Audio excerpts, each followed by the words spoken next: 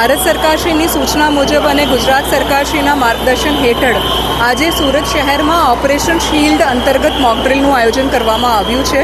એક ટેક્સટાઇલ માર્કેટની પસંદગી કરવામાં આવી છે, કેમ કે અહીંયા ખૂબ જ મોટી સંખ્યામાં લોકો હાજર રહે છે, સંવેદનશીલ સ્થાન છે અને એટલે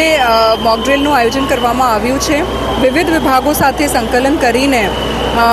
પોલીસ, એમ્બ્યુલન્સ, ફાયર, હેલ્થ વિભાગ, કલેક્ટર ઓફિસ એવા જુદા જુદા વિભાગો સાથે સંકલન કરીને મોકડ્રીલનું આયોજન કરવામાં આવ્યું છે અને આપ જોઈ શકો છો કે ખૂબ જ મોટી સંખ્યામાં અહીંયા લોકો આ મોકડ્રીલમાં પાર્ટિસિપેટ કરી રહ્યા છે.